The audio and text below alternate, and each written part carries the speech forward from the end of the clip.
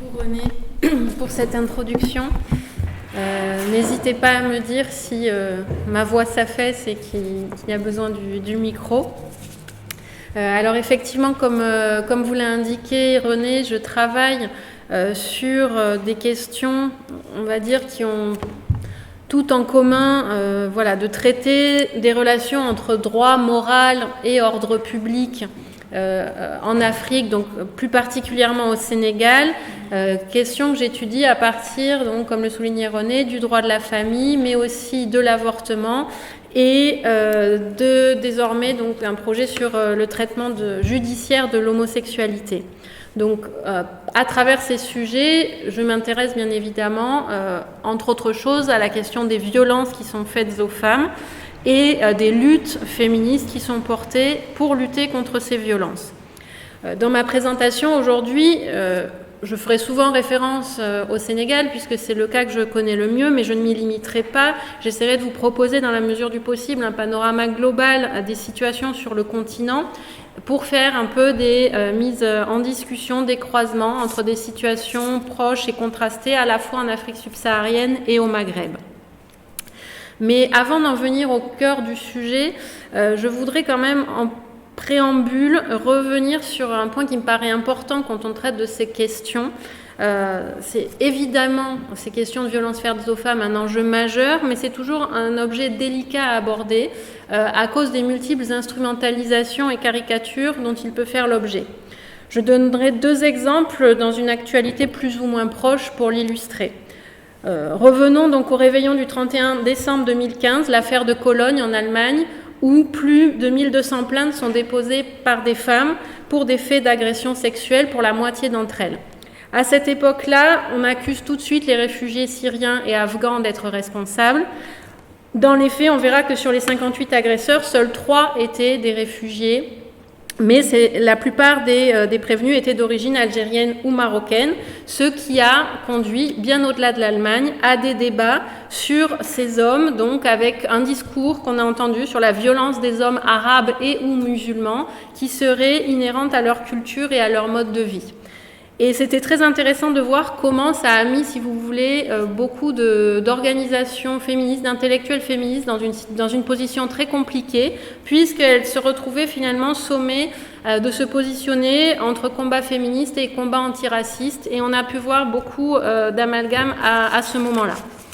Un exemple tout proche de nous et plus qu'actuel, c'est les propos de Marine Le Pen pendant cette campagne présidentielle sur l'interdiction du voile dans l'espace public, qu'elle présente comme donc un uniforme islamiste. Et donc là, c'est un exemple caractéristique de ce que j'appelle l'altérisation de la violence, ou pour reprendre les termes de Françoise Vergès, la racialisation du sexisme. Cette idée finalement que la violence contre les femmes, c'est toujours l'autre, l'étranger, le musulman, et voir donc dans toutes ces femmes qui portent le voile des victimes, je cite Marine Le Pen, beaucoup sont des victimes, beaucoup vivent dans un environnement culturel où elles subissent une pression très importante, précisément de ceux qui cherchent à imposer l'islamisme dans notre pays. Donc voilà, ce renvoi tout de suite à la violence et au sexisme de l'autre et à ces femmes qui seraient des victimes opprimées. Donc je me permets de souligner ici l'hypocrisie de tels propos venant d'un parti qui, il faut le rappeler, au Parlement européen vote systématiquement contre toutes les mesures en faveur des femmes, qu'il s'agisse du droit à l'avortement, à la contraception ou dans la lutte contre les violences. C'est M. Chopra, allié de Marine Le Pen, qui a qualifié, il faut le rappeler, l'avortement de véritable arme de destruction massive contre la démographie européenne. Donc voilà, parenthèse, mais qui ne me paraît pas inutile de préciser dans le contexte actuel, pour rappeler donc que certes, les violences sexuelles existent sur le continent africain, mais elles existent partout ailleurs. Malheureusement, elles n'ont pas de frontières. Et je donnerai quelques chiffres sur les violences faites en France aux femmes, donc aujourd'hui en 2021, chiffres tirés du site noustoutes.org, simplement pour rappeler qu'en France aujourd'hui, 94 000 femmes sont victimes de viol ou de tentatives de viol chaque année et seuls 12% d'entre elles portent plainte. Par ailleurs, sur les violences islamophobes en France, 75% visent des femmes. Donc voilà, c'est quelques chiffres simplement pour remettre les choses dans leur contexte avant de prendre la parole sur ce sujet. Et dernier point que je voudrais rappeler dans ce préambule, c'est que souvent, quand on parle des violences faites aux femmes en Afrique, donc on va être amené, et moi je voudrais insister sur le rôle que jouent les organisations de femmes pour lutter contre ces violences. Et ça me paraît important, voilà, d'insister sur le rôle des femmes comme actrices qui se mobilisent pour sortir justement d'une vision binaire qui a tendance à présenter un peu, d'un côté, des femmes blanches occidentales qui seraient libérées et de l'autre, des femmes africaines et plus largement les femmes du Sud qui seraient opprimées, victimes et qu'il faudrait finalement venir sauver. Donc il faut, je pense, sortir de ce discours-là qui tend à nier la capacité des femmes à prendre conscience des inégalités et à vouloir agir dessus, à être donc actrices.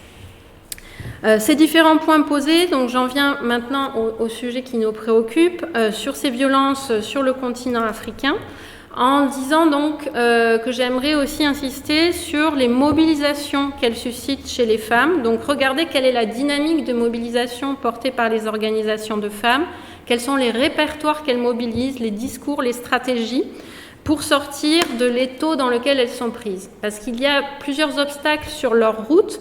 Il faut voir qu'on a d'abord des mouvements conservateurs extrêmement forts qui s'opposent à toute remise en cause de l'ordre patriarcal dans ces sociétés. Ils sont souvent, mais pas exclusivement, portés par des groupes religieux. Elles doivent par ailleurs composer avec des injonctions internationales et des discours féministes, donc mainstream, dont les priorités et les stratégies ne correspondent pas nécessairement aux leurs.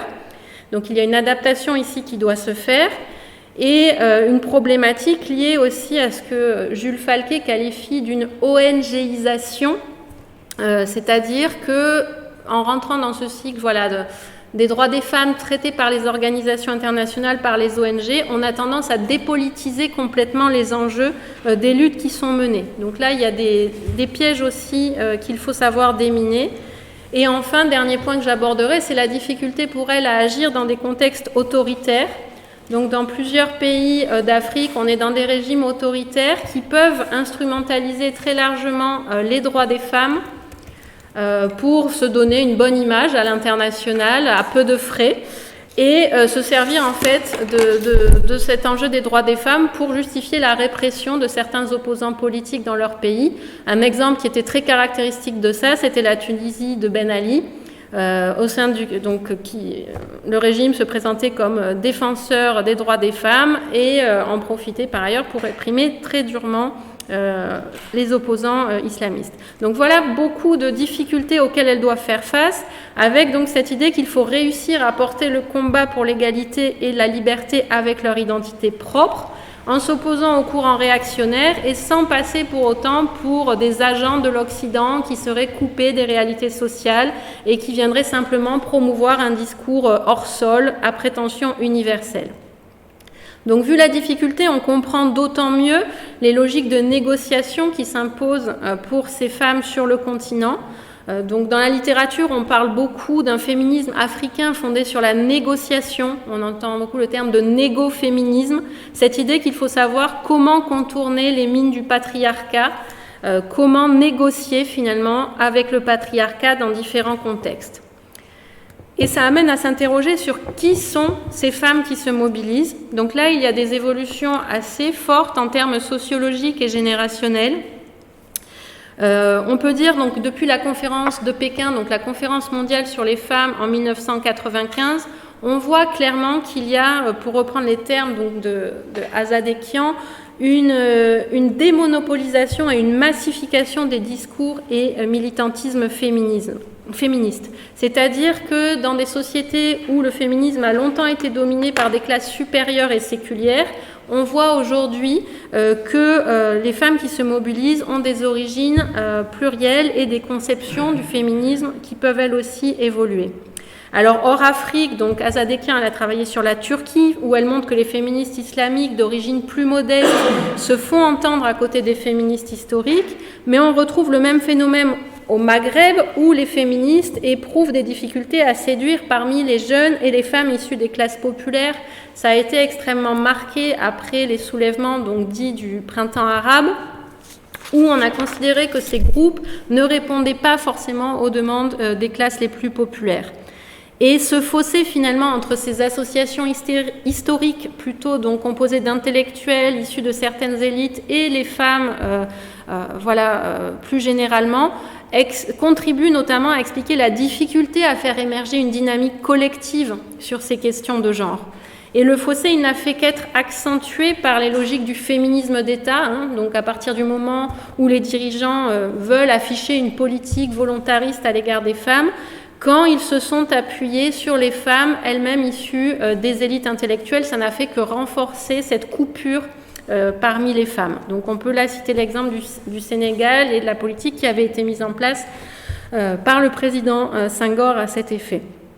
Donc on voit une évolution sociologique assez forte, un renouvellement des générations avec, comme je le disais, un discours sensiblement différent sur le féminisme.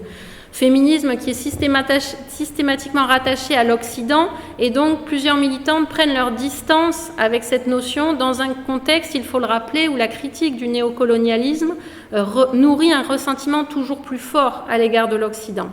Donc certaines militantes, et là on voit un conflit générationnel historique, s'inquiètent de cette évolution et disent qu'il faut s'assumer comme féministe. Alors ça ne veut pas dire qu'on n'est pas intrinsèquement féministe, qu'on ne porte pas ce combat, simplement le terme n'est pas nécessairement revendiqué. Donc on voit qu'il y a des débats aujourd'hui sur qu'est-ce que le féminisme, sa pluralité au sein de ces groupes de femmes, et donc avec un clivage générationnel assez marqué. Et l'intérêt donc des exemples que je vais traiter, des violences sexuelles, de l'avortement, c'est qu'ils permettent justement d'illustrer ces tensions, ces conflits, ces transformations au sein des mouvements de femmes et l'impact que ça peut avoir dans la définition des discours et des stratégies qu'elles vont porter. Donc le premier point que je souhaiterais aborder, c'est celui des violences sexuelles. Donc tout de suite, il faut dire qu'on doit d'entrée distinguer entre les pays qui sont en conflit et ceux qui ne le sont pas, parce que la problématique, bien évidemment, ne va pas se poser dans les mêmes termes.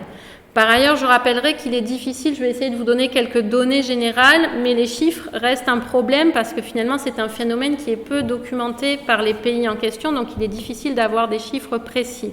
Mais si on se base sur le rapport les chiffres et les rapports des Nations Unies, donc en 2016, ils établissaient que l'Afrique possédait le taux de viol par habitant le plus élevé au monde, avec plus de 37% des femmes, soit plus d'une Africaine sur 3, qui aurait subi une agression sexuelle au cours de sa vie.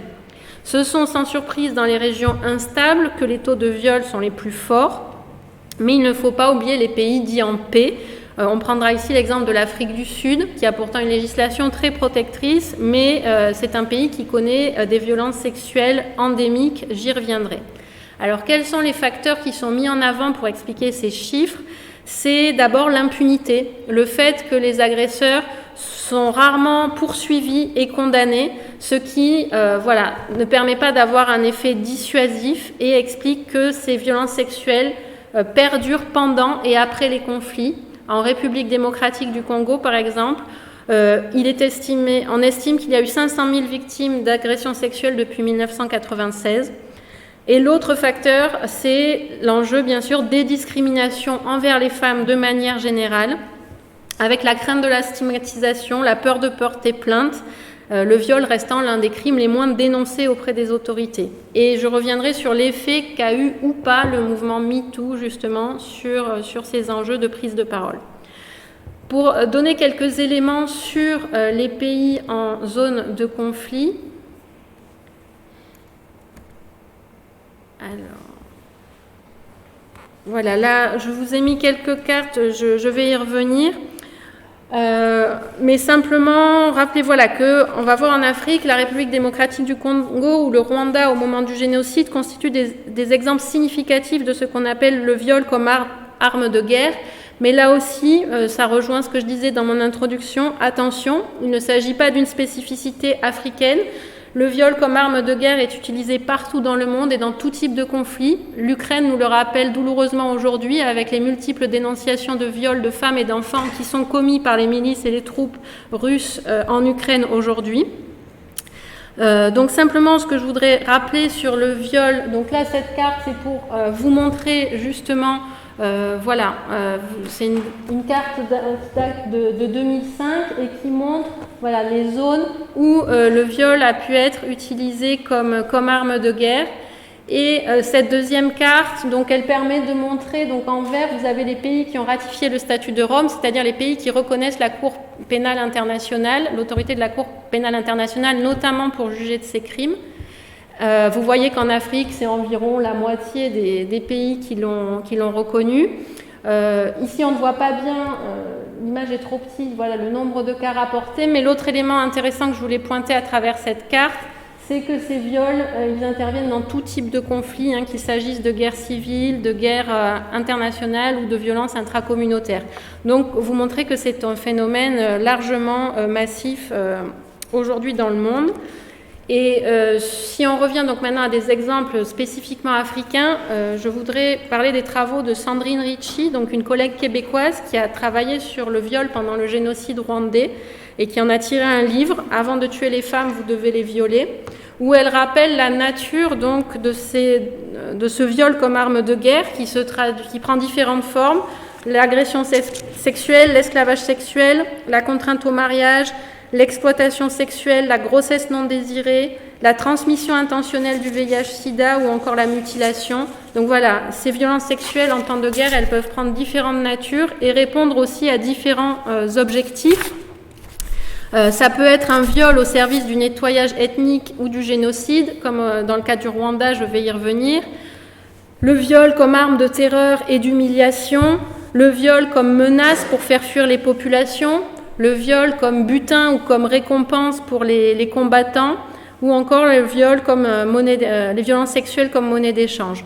Donc voilà, elle procède à des typologies. Si c'est un sujet qui vous intéresse, donc je vous conseille son ouvrage assez intéressant sur la question. Au Rwanda, pour vous donner un ordre d'idée, donc je rappelle que c'est un génocide entre avril et juillet 1994 qui a fait plus de 800 000 morts et au cours duquel entre 250 000 et 300 000 femmes ont été violées, avec des enfants nés de ces viols qui sont estimés à plusieurs milliers sans qu'on ait de chiffres officiels. Donc je citerai ici ma collègue, l'historienne Hélène Dumas, spécialiste du Rwanda, qui dit « Le viol a constitué une manière spécifique d'avilir et d'exterminer la communauté Tutsi. En visant le corps des femmes, ce qu'ont cherché les responsables du génocide, c'est la rupture radicale de la filiation, afin que plus jamais une femme ne puisse mettre au monde un enfant Tutsi. Ce sont des viols idéologiques et qui s'inscrivent dans la politique génocidaire. » Donc ici, il y a eu ensuite, après le génocide, la mise en place donc, du TPIR, le Tribunal international pour le Rwanda, où plusieurs génocidaires ont été jugés et condamnés, et notamment Jean-Paul Akayesu. Donc sa condamnation est intéressante parce que son procès et la décision, le verdict qui a été rendu, a marqué l'histoire du droit international puisque le crime de génocide a été reconnu pour qualifier des faits de viol. Donc les faits de viol ont été ici reconnus comme susceptibles d'être qualifiés de génocide. La justice a en effet considéré que ces viols portaient une atteinte grave à l'intégrité physique et mentale d'un groupe, qu'il s'agissait donc de détruire. Donc la justice internationale a reconnu l'intention génocidaire derrière ces viols qui étaient exclusivement dirigés contre les femmes Tutsis et faisaient partie intégrante du processus de destruction de cette population. L'objectif, c'est d'anéantir physiquement et mentalement les victimes, leurs familles et leurs groupes. En commettant ces viols et en mettant ces femmes enceintes, finalement, on procède aussi là à la destruction du groupe, puisque cet enfant n'aura pas de père et qu'il sera rejeté par le groupe auquel appartient sa mère. Donc, ça participe sur le long terme de la logique de destruction du dit groupe, avec des traumatismes bien évidemment très forts chez les victimes qui peuvent entraîner un refus pour elles plus tard d'enfanter à nouveau. Donc, on voit des effets dramatiques sur les victimes, mais au-delà sur le groupe, d'où le qualificatif de génocide. Si on en vient maintenant à la question de la réparation et de la justice pour ces victimes, il faut savoir qu'au Rwanda, les enfants nés des viols n'ont pas été reconnus comme rescapés du génocide, mais ils ont été aidés à travers leur mère, si on peut dire, parce qu'ils ont bénéficié du fonds d'assistance aux rescapés du génocide.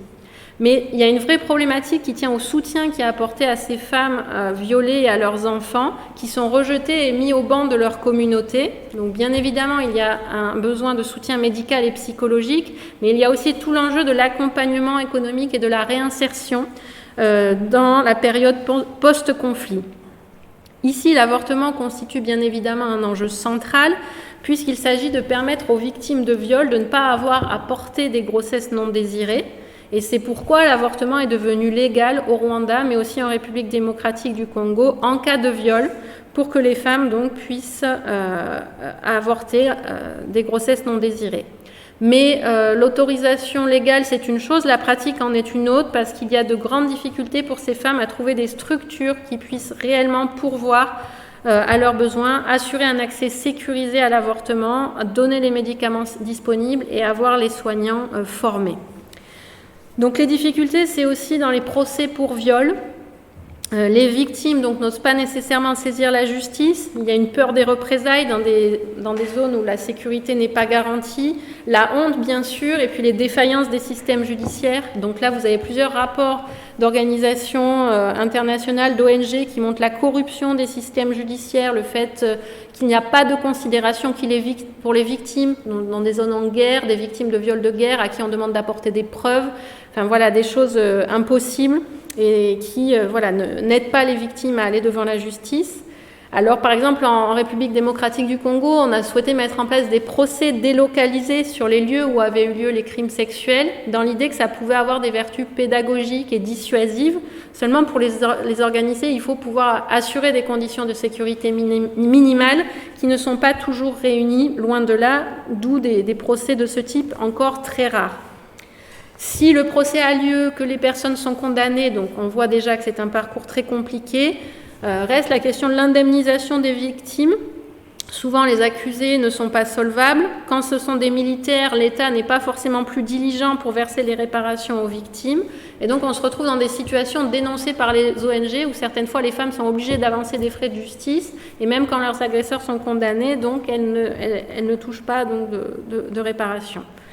Donc voilà, je voulais mettre en lumière cette situation qui est quand même particulière, qui est celle des zones en conflit. Mais rappeler donc à la suite de ma collègue, la chercheuse Jane Friedman, qui a justement travaillé sur la RDC, de faire attention aux effets pervers, parce que c'est un phénomène d'ampleur massif.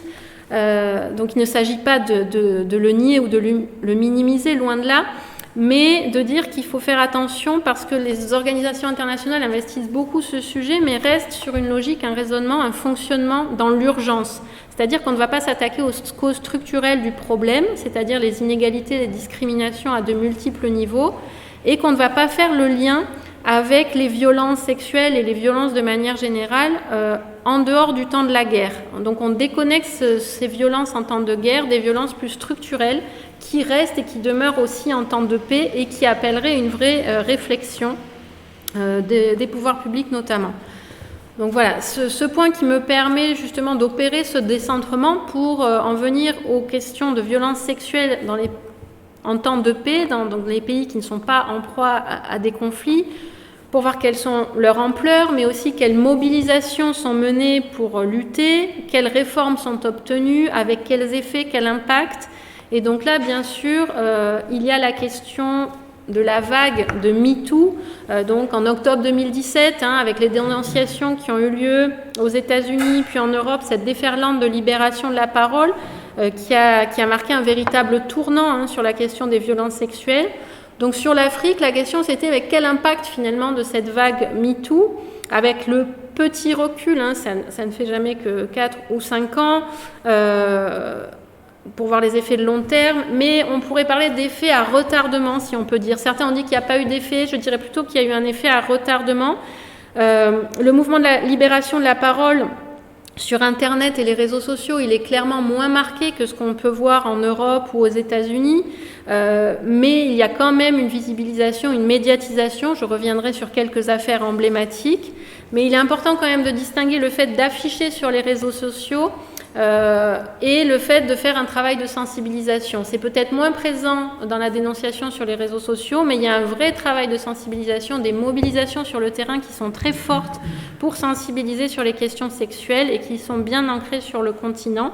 Et elles ont permis d'aboutir à certaines réformes législatives. Je vais y venir.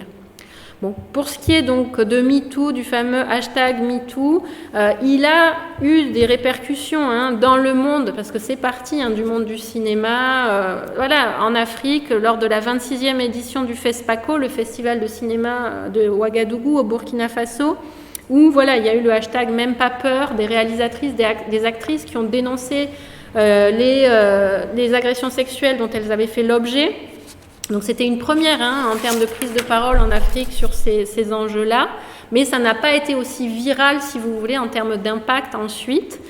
Mais il y a malgré tout beaucoup de groupes plus restreints, notamment de groupes Facebook, des blogs aussi, où la parole circule. En Égypte, par exemple, il y a un blog féministe qui s'est fait connaître, où tout est publié en langue arabe, et où de nombreux témoignages anonymes de violences sexuelles viennent s'exprimer, mettant parfois en cause certaines personnalités. Donc c'est un groupe qui a fait du bruit, notamment dans cette Égypte marquée par un régime autoritaire. Et ce blog vraiment permet de créer sororité et solidarité, mais il agit également comme un lieu de conscientisation politique féministe. Donc la difficulté à parler, elle tient comme partout aux craintes de répercussions, notamment en termes de stigmatisation sociale et familiale. Donc c'est partout présent dans le monde, mais en Afrique peut-être plus qu'ailleurs, avec cette idée que la honte et l'opprobre jeté sur la femme du fait du viol dont elle a été victime rejaillirait donc sur toute sa famille et son groupe communautaire. Il y a aussi le problème de la mise en accusation des femmes. Une femme qui porte plainte pour viol, sa parole est sujette à caution. Est-ce qu'elle ne l'a pas cherché ? Là encore, c'est un discours assez commun sur le viol partout dans le monde, mais qui, en tout cas aujourd'hui, est de plus en plus vertement dénoncé et critiqué dans les espaces publics en Occident, et qui reste quand même plus admis en tout cas sur le continent africain.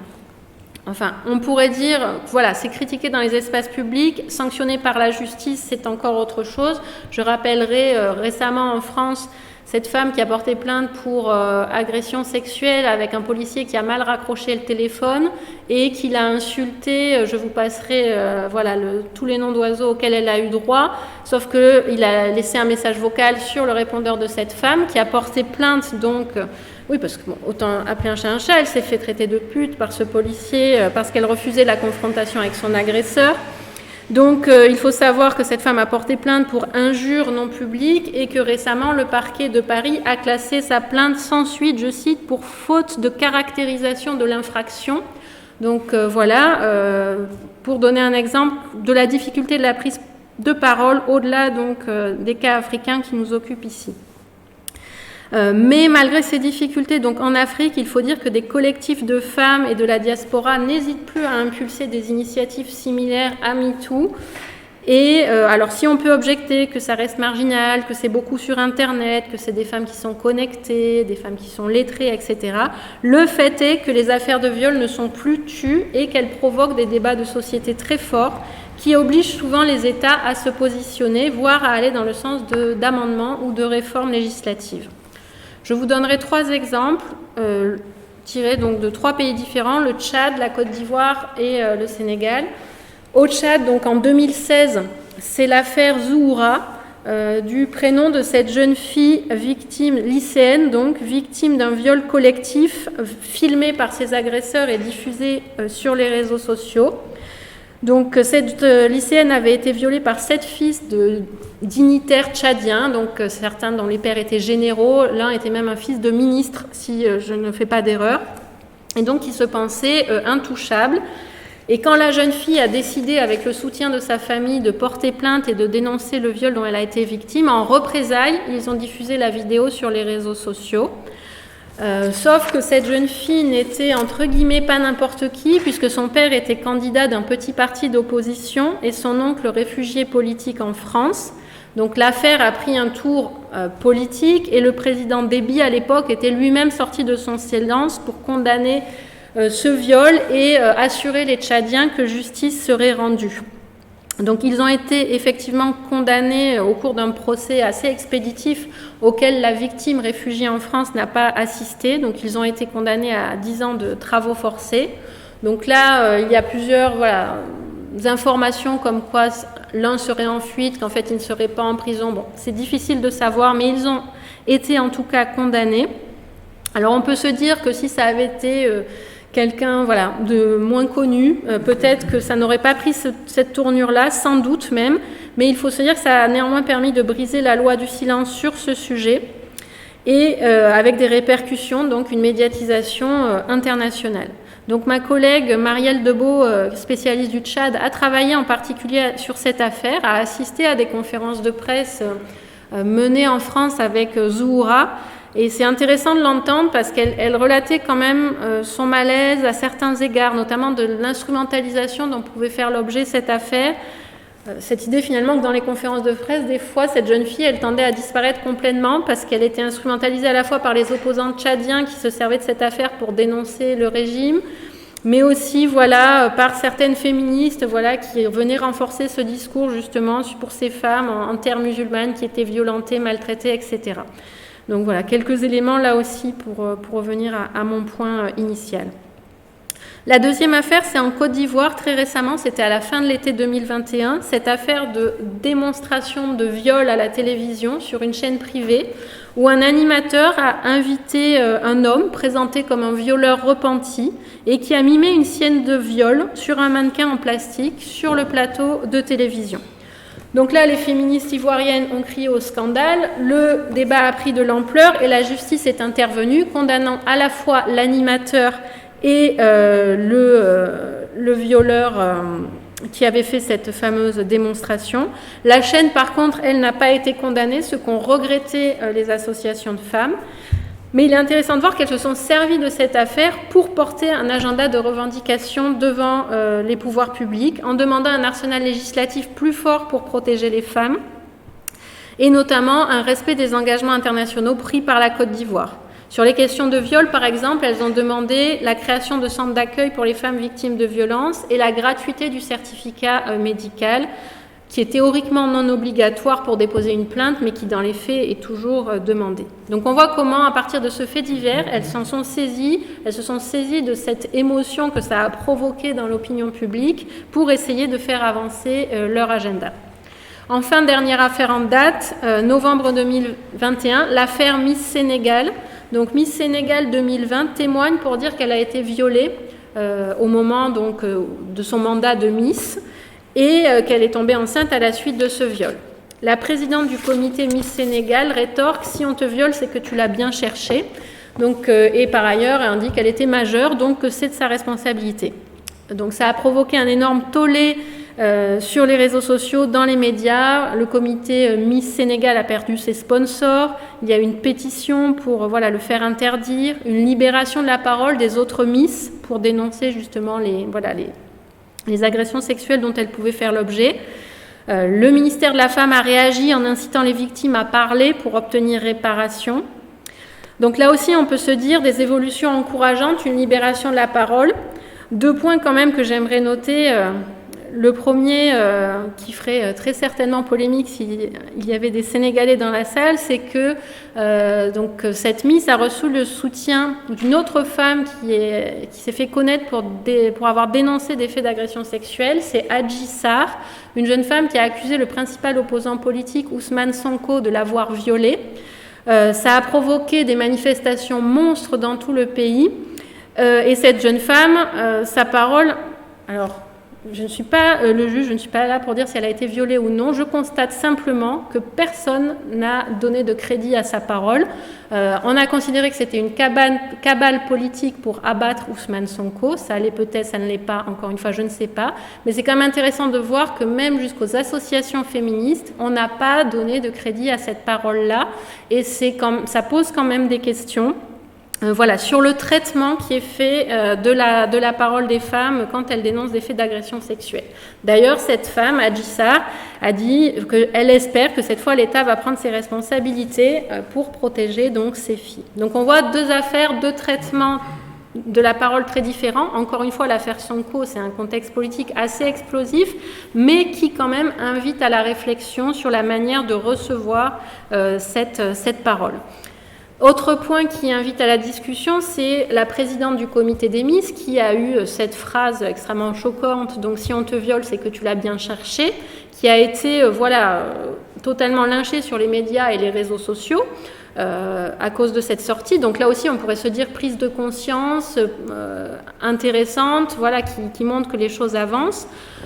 Oui, si on voit le verre à moitié plein, mais si on voit le verre à moitié vide, on pourrait rappeler une autre affaire qui a eu lieu en mars 2018, où un professeur de philosophie, un homme, au Sénégal, a tenu des propos pour justifier le viol sur une chaîne privée sénégalaise, et qu'à l'époque, ça avait profondément choqué les associations de femmes, et que ça a été le point déclencheur de la mobilisation des femmes pour demander la criminalisation du viol. Je vais y venir, donc ça a été positif, il y a eu un impact de ce point de vue, mais que les personnes qui étaient les plus outrées, c'était les collectifs de femmes. Ça n'a pas eu une ampleur aussi forte que dans la dénonciation de l'affaire de Miss Sénégal. Pourtant, je me permets de vous citer ces propos pour vous montrer que, en termes de propos d'apologie du viol, on peut difficilement faire mieux.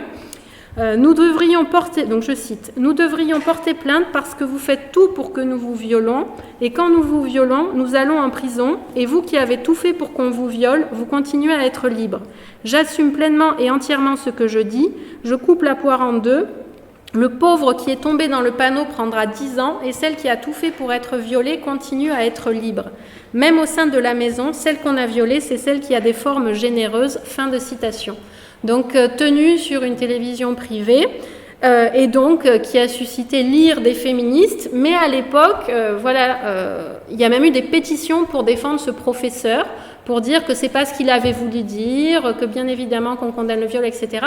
Donc voilà, je veux juste montrer la différence quand une femme a des propos extrêmement graves et malheureux sur le viol, et quand ça vient de la part d'un homme, on peut quand même considérer que ça pourrait prêter à discussion. Mais comme je vous l'ai dit, l'avantage de cette affaire Songué, de ce professeur qui a tenu ses propos en 2018, c'est qu'il a suscité une très forte colère qui a débouché sur la mobilisation massive des femmes pour demander la réforme du code pénal et la criminalisation du viol qui était jusqu'à fin 2019 simplement un délit et pas un crime. Donc elles se sont organisées en collectif et leur mobilisation a vraiment pris de l'ampleur un an plus tard, au printemps 2019, parce qu'il y a eu toute une série de viols et de féminicides dans une période très courte de quelques semaines au Sénégal, avec 3 jeunes femmes assassinées, dont la dernière, une jeune femme de 23 ans, qui a été tuée par son agresseur qui avait tenté de la violer. Donc là, ça a suscité pour le coup un émoi très fort dans l'opinion publique, et un collectif de femmes s'est mis en place, le collectif Dafadoy, qui veut dire ça suffit en Wolof, et qui a organisé un sit-in à Dakar au mois de mai pour demander donc la criminalisation du viol et de la pédophilie. Donc la loi qui existait, elle définissait, comme je vous le disais, le viol comme un délit, et elle posait plusieurs problèmes. Parce qu'au niveau de la procédure, déjà, le manque de preuves, l'attitude de certains policiers et juges à l'égard des agresseurs freinait un peu la démarche des femmes. Et d'ailleurs, les femmes juristes ont toujours plaidé pour qu'il y ait un meilleur accompagnement des victimes au commissariat quand elles viennent enregistrer leurs plaintes. Au niveau des peines aussi, il y avait une forte critique sur le laxisme. Là aussi, l'Association des femmes juristes sénégalaises avait fait une étude sur la jurisprudence relative au viol sur 10 ans pour montrer qu'il y avait une forme de laxisme avec une réduction des peines, voire la relaxe des prévenus. Donc il y avait eu quand même un durcissement de la loi en 1999, mais qui avait finalement eu peu d'effet. Par exemple, le délit de pédophilie est peu utilisé par les juges. Les peines en cas de viol dépassaient rarement 10 ans, alors que la loi prévoit jusqu'à 20 ans quand il s'agit de viol collectif. Et enfin, les peines pour viol allaient rarement au-delà de 2 ans si la victime avait plus de 13 ans au moment des faits.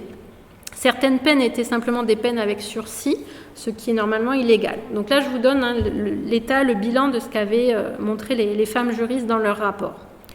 Finalement, en juin 2019, ce collectif d'Afadoy obtient gain de cause puisque le président de la République demande au ministre de la Justice de plancher sur une nouvelle loi qui est votée fin décembre 2019 et qui prévoit donc désormais que le viol est un crime punis par des peines de réclusion criminelle beaucoup plus lourdes, donc avec un minimum de 10 ans, et qui instaure aussi des délais plus longs qui permettent donc au juge de mener une véritable instruction.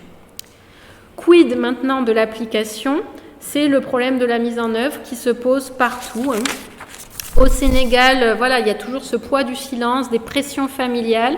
Les associations de femmes qui travaillent auprès des victimes le disent. C'est très dur d'avoir des témoignages et les femmes qui témoignent, c'est souvent le même discours qu'on entend, à savoir que voilà, ça a créé des gros conflits dans la famille, que la famille ne voulait pas nécessairement que la fille ou la femme porte plainte.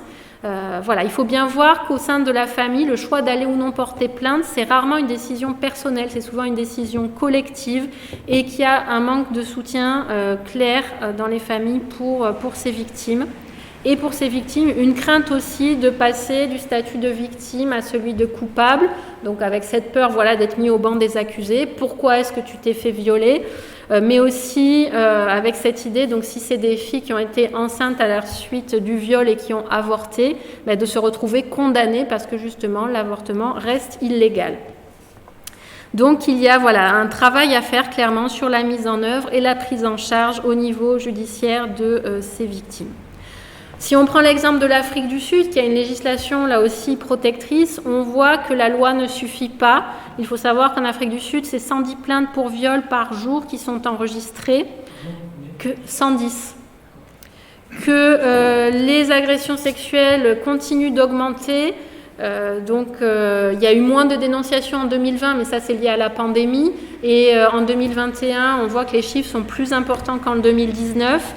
Donc, et ce, malgré les lois, malgré le plan national qui avait été mis en place par le président, qui comparait les taux et les statistiques des agressions sexuelles en Afrique du Sud à ceux d'un pays en guerre. Donc on voit, c'est un exemple très clair que ici la loi ne suffit pas et qu'il y a un vrai enjeu dans la mise en œuvre et l'accompagnement de ces réformes. J'avais lu un rapport, mais qui datait d'il y a une dizaine d'années, donc de Human Rights Watch, sur le problème du traitement judiciaire des victimes de viols en Afrique du Sud, qui montrait notamment certaines problématiques.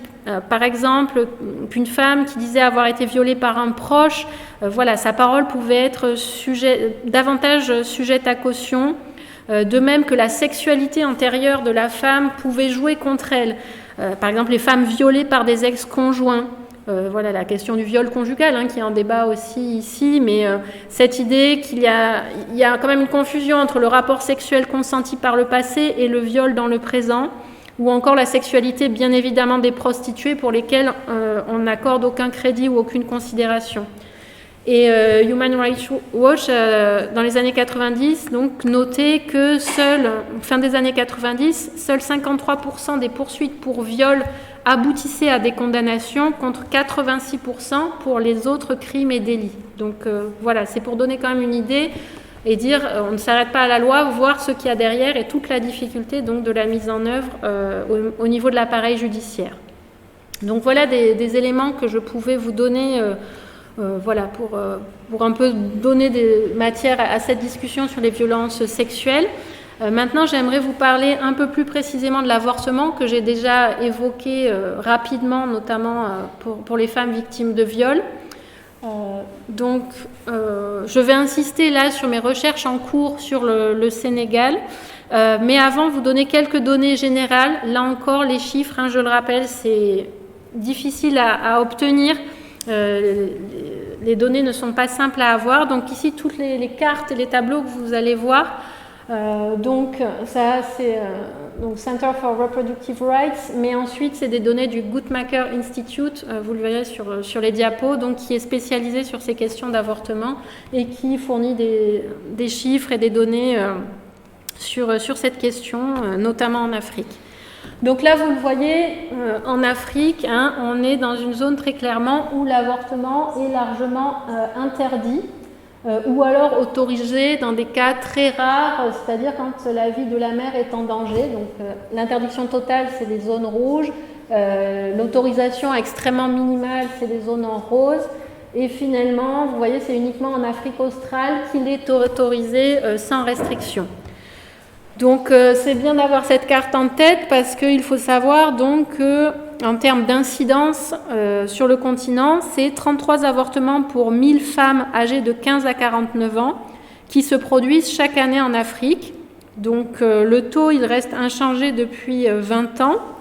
Mais du fait de la croissance démographique, le nombre annuel d'avortements, lui, il a presque doublé en 20 ans, donc passant d'environ 4 à 8 millions aujourd'hui.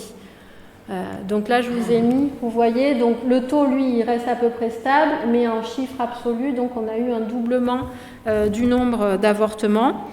Et les taux sont plus élevés dans les villes, dans les centres urbains et chez les adolescentes. Donc pour la disparité entre grands centres urbains et campagnes, c'est très clair. Vous le voyez ici. Donc les proportions, les taux d'avortement moyenne nationale et dans les capitales. Donc l'Éthiopie, par exemple, c'est très frappant, mais voilà, ça vaut pour la majorité des pays. Donc vous avez quelques données intéressantes ici. Au niveau de la légalité, donc il faut savoir que 92% des femmes en âge de procréer en Afrique vivent sous des juridictions où l'avortement est fortement ou modérément limité. Le protocole de Maputo a cependant été adopté en 2003, donc c'est le protocole à la Charte africaine des droits de l'homme et des peuples relatifs aux droits des femmes.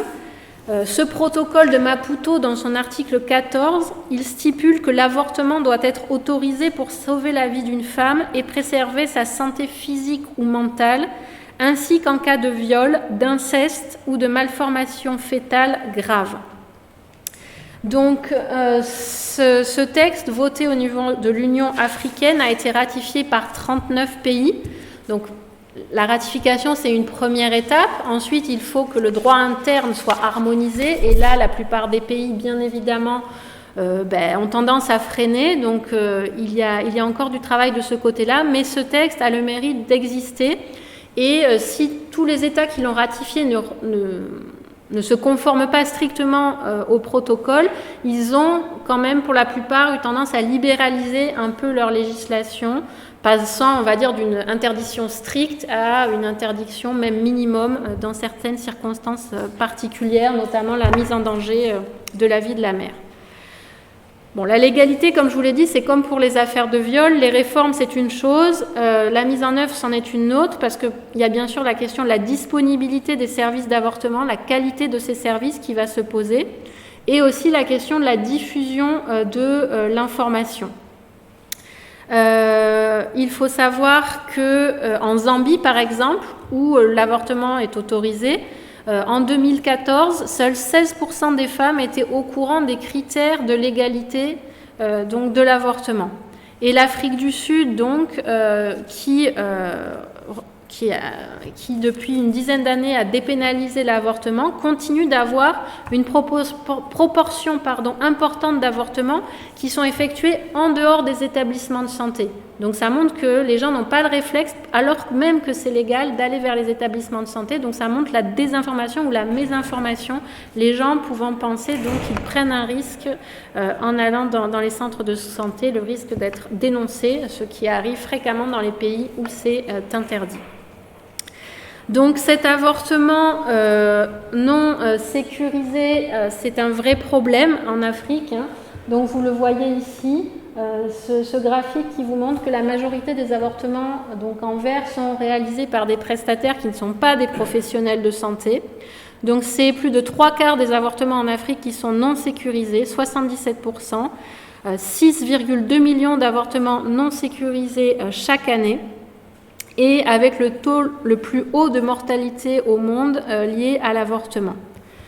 Donc là, vous avez par région, donc finalement, il y a seulement en Afrique australe, où se situent les seuls pays à avoir légalisé l'avortement, où on a des conditions d'avortement sécuritaires relativement garanties, alors que vous voyez que dans les autres régions d'Afrique, voilà, on est très largement dans des conditions sous-optimum pour l'avortement.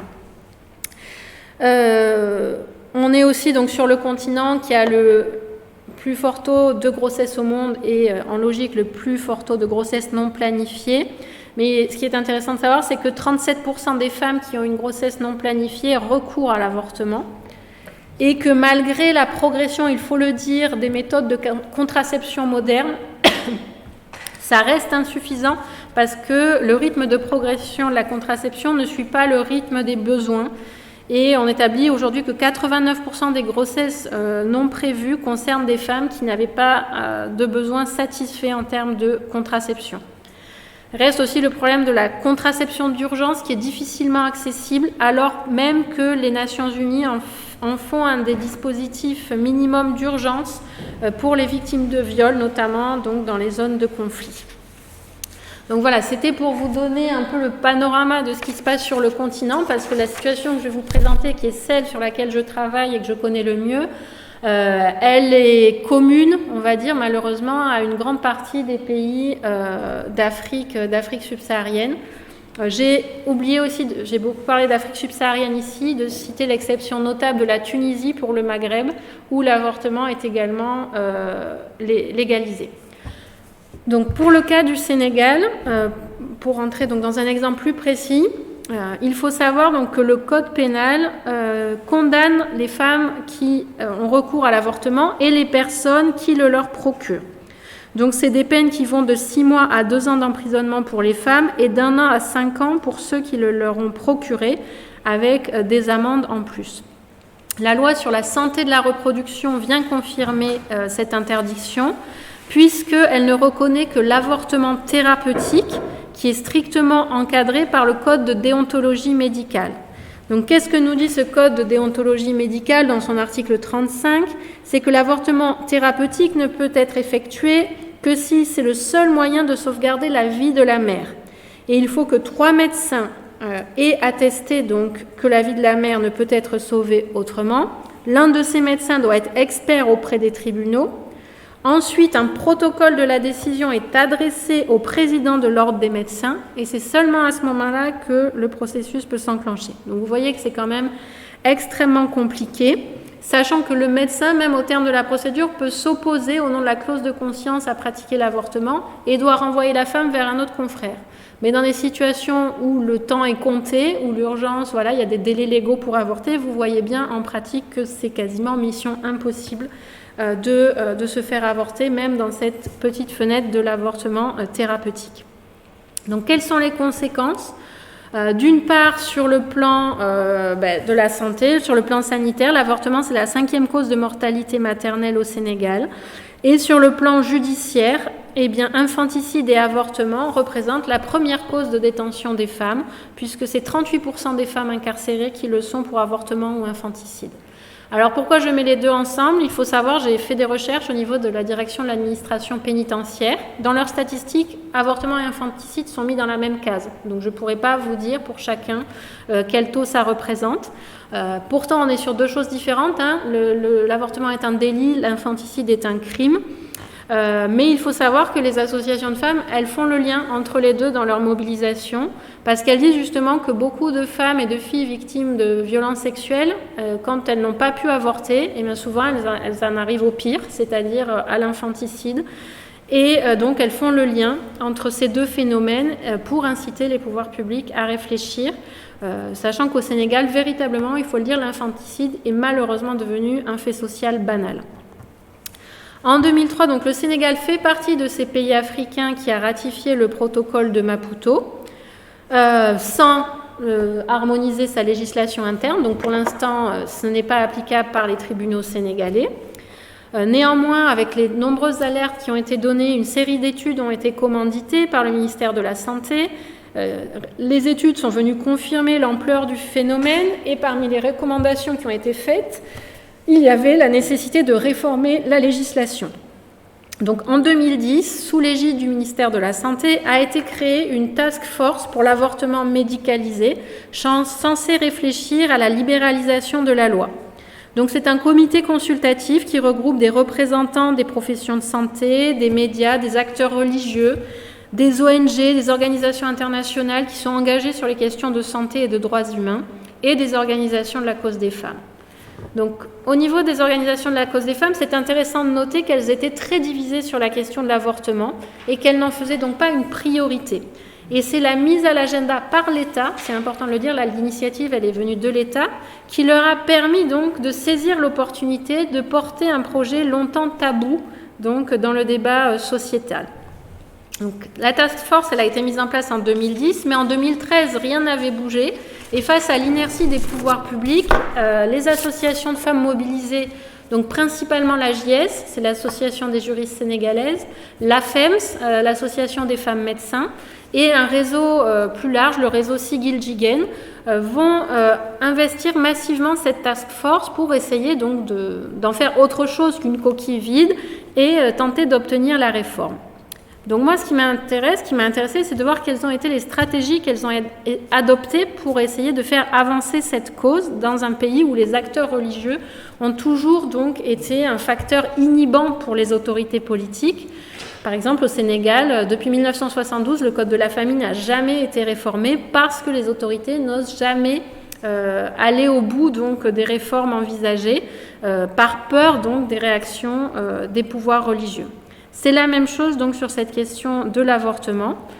Les associations de femmes n'ont jamais réussi à faire aboutir la réforme du droit de la famille et donc là l'enjeu c'est de voir comment elles ont tiré les leçons finalement de cet échec pour essayer de définir de nouvelles stratégies qu'elles veulent, j'utilise leur mot, plus pragmatiques pour essayer de faire légaliser l'avortement. Et ce qui est intéressant de voir ici, c'est qu'elles se sont appropriées le référentiel religieux islamique pour essayer de porter leur cause. Ça ne veut pas dire qu'elles renoncent à mobiliser les conventions internationales. On va voir que notamment sur le terrain judiciaire, elles les utilisent, mais elles veulent essayer de concilier les référentiels pour obtenir la réforme. Alors c'est ce qu'elles appellent une orientation pragmatique, parce que justement ce sujet de l'avortement est extrêmement sensible dans la société, mais au sein même des organisations de femmes, comme je vous l'ai dit, avec des divisions sur le sujet. Et c'est pour ça que celles qui sont mobilisées disent que ça a un coût individuel extrêmement fort, un coût social pour elles très fort, parce que c'est toujours elles qui sont au front, à la radio, à la télé, donc qui font l'objet de critiques et d'attaques ad nominem, et elles déplorent beaucoup le manque de soutien et de relais en interne. Alors, comment comprendre cette réticence à s'engager sur la question ? Donc, ça peut être lié à des convictions personnelles, mais aussi à des considérations stratégiques. Pour beaucoup de femmes, justement, traiter d'une question aussi sensible de l'avortement, ce n'est pas une priorité, c'est un pari risqué et qu'il y aurait d'autres causes plus facilement atteignables, peut-être, à faire avancer en premier lieu. Donc, l'idée, là, c'est d'aller vers un compromis et on en revient à cette fameuse logique de négociation dont je vous parlais en introduction. Alors on pourrait dire, mais est-ce que partout dans le monde, on ne peut pas considérer qu'on a du négo-féminisme, que ce soit en Europe, en Amérique latine, où vous voulez, les féministes sont toujours obligées de négocier avec les pouvoirs en place. Donc effectivement, ce n'est pas en soi une spécificité africaine que d'être dans un féminisme de négociation. Mais néanmoins, là, si je prends l'exemple très particulier de l'avortement, je vous l'ai dit, là, les militantes ont choisi de remettre l'islam au cœur de leur plaidoyer, parce que, et je reprends ici ce que m'a dit une militante en entretien, elle m'a dit, de toute manière, quoi qu'on dise, quoi qu'on fasse, on nous ramène toujours à qu'est-ce qu'en pensent les religieux. Donc la question, elles ne peuvent pas l'éviter et elles ont donc décidé de l'aborder frontalement. Et là, on voit quand même une différence. Si on regarde ce qui se passe en Amérique latine, il y a eu un très beau dossier coordonné par Delphine Lacombe sur l'avortement en Amérique latine, où là on voit, déjà en termes de manifestations, c'est beaucoup plus massif en nombre, mais surtout on voit que les mots d'ordre, c'est la liberté à disposer de son corps, c'est l'avortement pour toutes les femmes. Là on est sur quelque chose de beaucoup plus restreint. On demande l'avortement dans les conditions du protocole de Maputo, c'est-à-dire uniquement pour les femmes victimes de viols et d'inceste, et on pose la question, l'enjeu de la santé publique avant celui de la liberté à disposer de son corps. Donc on voit quand même ici qu'il y a une inhibition assez forte venant donc des contraintes, des pesanteurs liées au mouvement conservateur et religieux. En faisant ce choix d'aller sur le terrain donc de l'argumentation théologique, se pose la question de la compétence théologique. Parce que si les militantes revendiquent leur foi musulmane, elles n'ont pas l'expertise, elles ne peuvent pas faire l'exégèse nécessairement des textes coraniques. Et elles font le choix donc de se tourner vers des acteurs religieux qui sont favorables à leur cause pour élaborer un argumentaire islamique en faveur de la dépénalisation. Alors je le dis rapidement, mais pour que ça soit plus clair, si dans l'Église catholique on considère que dès qu'il y a fécondation, il y a vie et que donc l'avortement est interdit, en islam c'est plus complexe. C'est-à-dire que selon les écoles juridiques sunnites, vous avez différentes positions. C'est-à-dire on peut considérer comme dans l'islam malékite qui est dominant au Sénégal, et c'est le problème pour les militantes, que dès qu'il y a fécondation, il y a vie. Mais dans d'autres écoles, on considère qu'il y a un temps entre le moment où l'âme va être insufflée au fœtus. Donc si vous voulez, selon les écoles, on va considérer que c'est au bout de 40 jours, 60 jours, 90 jours. Donc pendant cette période où on considère que l'âme n'a pas été encore insufflée au fœtus et que donc on ne peut pas encore à proprement parler d'être vivant, il y a des possibilités laissées, des fenêtres en tout cas laissées ouvertes pour l'avortement. Et c'est en se référant à la jurisprudence d'écoles un peu plus libérales les militantes, avec leurs alliés religieux, espèrent donc faire bouger les positions. Donc l'idée, voilà, c'est d'inciter les religieux non pas à être hostiles, mais au contraire à devenir acteurs de ce combat en montrant que l'islam peut ouvrir des interprétations et des possibilités qui vont dans le sens d'une dépénalisation dans des circonstances particulières, à savoir le viol et l'inceste. Donc il y a vraiment cette volonté d'affirmer son attachement à la religion et de ne pas proposer une loi qui irait contre ces valeurs. Néanmoins, on voit que cette stratégie conduit à euphémiser les enjeux de genre, puisque, comme je vous l'ai dit, on s'en tient à une revendication de l'avortement uniquement en cas de viol et d'inceste. On ne réclame pas l'avortement comme un droit pour toutes les femmes. Et on reste donc sur un discours où on ne parle pas de la question de la liberté à disposer de son corps, de l'égalité, qui sont des registres de discours que les militantes, si elles peuvent y adhérer à titre personnel, considèrent comme contre-productifs pour obtenir gain de cause. L'idée, c'est de modérer les demandes pour essayer d'élargir la base de soutien. L'hybridation des registres pose aussi la question de la dépossession de la parole. En confiant l'argumentaire à des alliés religieux, donc ce ne sont plus les femmes qui parlent. Au Sénégal, elles s'appuient notamment sur le réseau Islam et Population, qui est un réseau donc, qui participe à la formation des imams et qui développe des actions de sensibilisation pour légitimer, donc sur le plan religieux, les actions entreprises par le gouvernement, notamment toutes les campagnes en termes de contraception, de santé de la reproduction. Donc cette caution religieuse, on peut se dire, pourrait leur donner de la force. Le problème, c'est que le champ islamique au Sénégal, il est extrêmement éclaté et concurrentiel, et que ces imams qui prennent fait et cause pour les femmes mais ne sont pas forcément reconnus, ou leur parole n'est pas considérée toujours comme légitime par d'autres acteurs religieux. Et c'est ce qu'ils déplorent. Donc j'avais parlé à un imam, donc membre de ce réseau, qui fait de la sensibilisation sur ces questions. Et donc, il me disait déplorer que toutes les paroles en islam soient mises sur le même plan au Sénégal, du fait qu'il n'y ait pas d'autorité religieuse reconnue par tous. Il me disait, c'est difficile de prendre la parole sur l'avortement, on va te dire que tu es payé par l'Occident. Donc c'est cette idée finalement qu'un imam qui a une parfaite connaissance des textes, qui a été dans les universités islamiques les plus grandes, qui maîtrise l'arabe parfaitement, sa parole n'a pas plus de valeur ou de poids que celle de quelqu'un qui s'improvisera cher sur YouTube et qui va diffuser des prêches diffusées dans le monde entier. Donc qui parle de la concurrence des chers Google et qui pose un certain nombre de problèmes sur la parole qui est entendue et qui est reçue. Donc il y a véritablement une impasse législative au Sénégal. Donc cette démarche d'aller vers les confréries a porté ses fruits dans le sens où il n'y a pas eu une opposition frontale. L'accueil a été variable selon les confréries, mais en tout cas le dialogue a pu s'établir. Il y a seulement la Ligue des oulémas du Sénégal, mais qui a un discours très proche des discours salafistes, qui a émis une fatwa en 2017 en disant aux députés que si jamais il s'avisait de voter une loi pour dépénaliser l'avortement, il devrait en supporter les conséquences. Mais cette fatwa, finalement, n'étonnait pas les mouvements de femmes venant d'un groupe donc proche de l'idéologie salafiste, et elles estiment avoir gagné leur pari au sens où ça n'a pas, leur revendication, suscité une levée de bouclier très forte.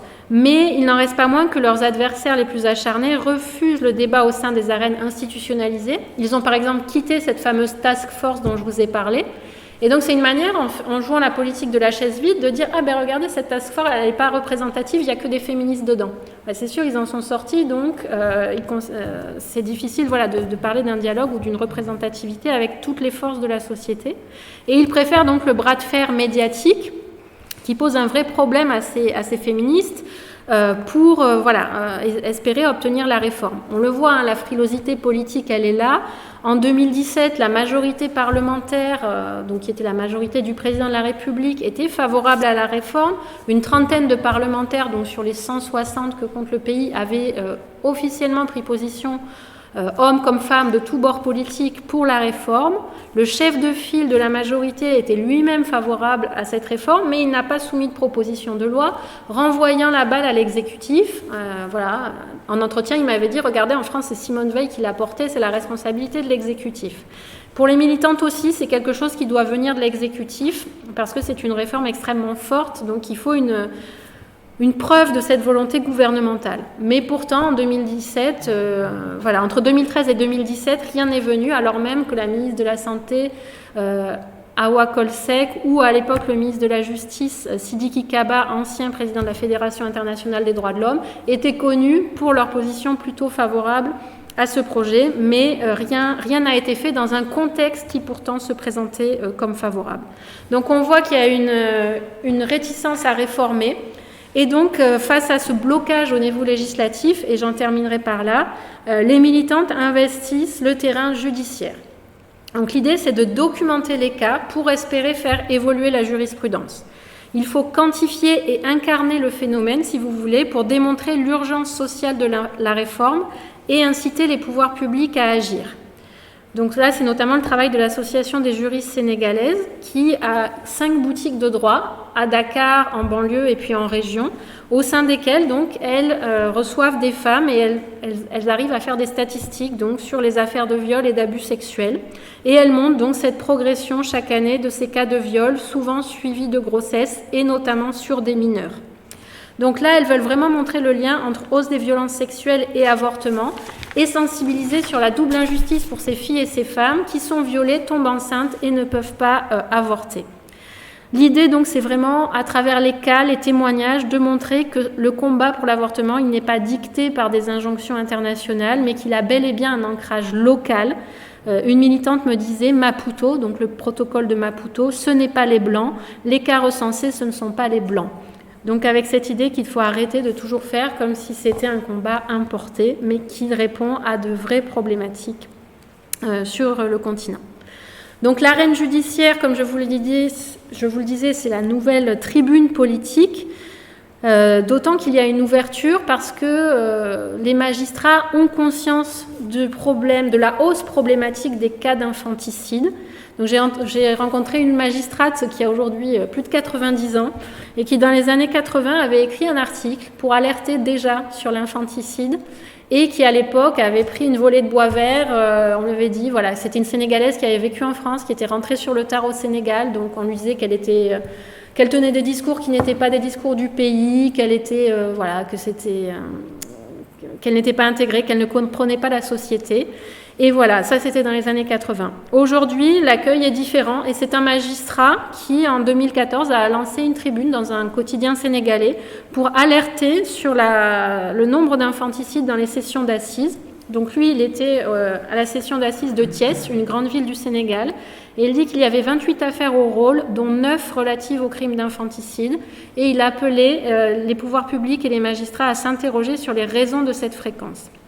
Comme je vous le disais, c'est devenu un fait social banal, et il invitait donc à réfléchir à la légalisation de l'avortement comme solution pour sortir de ce drame que constitue l'infanticide.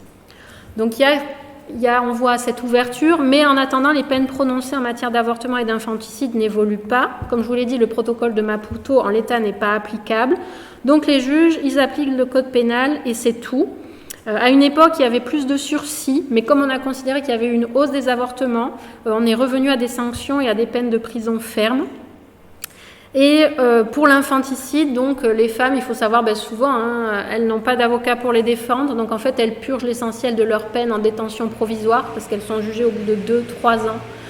Et souvent les juges, là, voilà, prononcent des peines de 3-4 ans pour les faire sortir au terme de la détention provisoire. Mais donc c'est des situations humaines extrêmement dramatiques sur lesquelles donc la justice commence à ouvrir les yeux, mais encore une fois sans que pour l'instant ça se traduise au niveau de réformes législatives. Mais pour les militantes, c'est vraiment l'action en justice qui peut changer les choses pour mettre l'État devant ses responsabilités. Et l'Association des femmes juristes et l'Association des jeunes avocats du Sénégal ont, grâce à des financements d'ONG, pu prendre des dossiers donc de manière gratuite, bénévole, pour accompagner à la fois les femmes victimes de viol et les femmes victimes de viol suivies de grossesse. C'est l'AJS, voilà, il y a les deux associations. L'AJS s'occupe des femmes victimes de viol et des viols suivis de grossesse, et l'Association des jeunes avocats du Sénégal s'occupe des dossiers d'avortement et d'infanticide pour proposer donc un soutien judiciaire à ces femmes. Donc les procédures, elles se font bien sûr au pénal contre les agresseurs, mais aussi il y a des poursuites administratives contre l'État. Je finirai sur cet exemple, c'est l'affaire Nimassata Djabié, une jeune fille de 10 ans, une préadolescente donc au moment des faits, qui a été victime d'un viol, à la suite duquel elle a donné naissance à 2 jumeaux prématurés et dû abandonner l'école. Donc, dans le témoignage recueilli par l'Association des femmes juristes, elle raconte son double traumatisme du viol et de la grossesse subie, mais aussi la précarité dans laquelle elle se trouve aujourd'hui. Elle et sa mère ont été abandonnées par son père et elle ne peut compter avec sa mère que sur l'aide des bonnes volontés pour nourrir ses enfants. Donc, dans la procédure administrative, l'avocat de la jeune fille insiste sur les conventions violées par l'État en matière de protection des droits des femmes et de l'enfant, rappelant le protocole de Maputo, indiquant qu'il est manifeste que l'État n'a pas pris les dites mesures pouvant permettre à la fille de se faire pratiquer un avortement médicalisé, alors que depuis l'entrée en vigueur de ce protocole, le Sénégal est incontestablement assujetti aux dispositions susvisées. Et donc l'avocate de demander à ce que le tribunal condamne l'État à prendre toutes les mesures d'ordre législatif et réglementaire, institutionnel, administratif et programmatique pour assurer le respect des droits ainsi violés. Donc l'agent judiciaire réplique en dénonçant, je cite, la vacuité et l'impertinence de l'action engagée au motif que les infrastructures de santé publique ont permis de sauver une enfant de 10 ans d'une grossesse à risque et que l'État n'a jamais empêché la victime de se rendre à l'école. Fin de citation. Donc il considère que la référence au protocole de Maputo, c'est une référence à des instruments juridiques, il dit la référence aux, je cite, fameux instruments juridiques internationaux est considérée comme nulle et non avenue. Et il balaye donc d'un revers de main la spécificité pourtant proprement africaine du protocole de Maputo. Donc l'État n'a pas répondu sur le fond, comme vous le voyez, et pourtant il obtient gain de cause au motif que l'avocate n'aurait pas fourni toutes les preuves du préjudice subi. Donc on voit le chemin est encore long pour faire évoluer la jurisprudence. Néanmoins, les procès ont le mérite de faire reconnaître les filles et les femmes victimes comme sujets de droit et à lever le tabou sur les violences sexuelles et l'avortement. Donc là, plus que les décisions qui pour l'instant ne jouent pas en leur faveur, l'idée de l'intérêt de ces procès, c'est qu'elles permettent déjà de mettre en débat ces questions, mais aussi peut-être d'aider les victimes à avoir une autre vision d'elles-mêmes, des injustices qu'elles ont subies et de leur droit à protester publiquement. Dans un autre registre, celui du droit de la famille, le fait que l'État malien ait été condamné par la Cour africaine des droits de l'homme pour non-respect du protocole de Maputo en matière de droit de la famille donne espoir aux militantes sénégalaises dans l'idée qu'on pourrait contourner une justice nationale conservatrice en recourant à une justice régionale plus progressiste. Mais là, l'enjeu, c'est est-ce que les victimes seront prêtes à s'engager dans un tel processus ? Prête à se sacrifier, entre guillemets, au profit de la cause. Parce qu'il faut savoir que pour pouvoir saisir la Cour africaine des droits de l'homme, ça veut dire que vous avez épuisé l'ensemble de vos recours dans la justice nationale, donc que vous acceptez de passer un temps beaucoup plus long en prison, alors que vous pourriez bénéficier sinon de peines plus courtes ou de remise de peine. Donc pour aller jusqu'à cette justice-là, ça implique des durées de détention plus longues que les femmes ne sont pas toujours prêtes, bien évidemment, à accepter, et c'est un barrage aujourd'hui important. Voilà, j'ai été déjà très longue, donc je m'en tiendrai là, mais mon idée c'était vraiment d'essayer de vous présenter des problématiques importantes sur ces sujets de violence sexuelle et d'avortement, en vous montrant, je l'espère, la pluralité des situations qui peuvent se poser, et en contextualisant, parce qu'encore une fois, je pense que c'est important pour ne pas tomber dans une espèce d'essentialisation de la violence, mais plutôt réfléchir aux formes qu'elle peut prendre, aux causes qui la génèrent et peut-être aux formes que les luttes en Afrique et ailleurs peuvent prendre donc pour y faire face. Je vous remercie.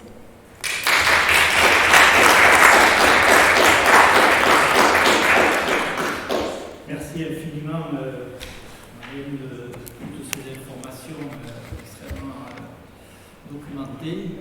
Donc la parole est à vous maintenant, si vous le souhaitez. Je peux vous donner même un micro, si vous le souhaitez, pour poser quelques questions éventuellement, apporter quelques témoignages.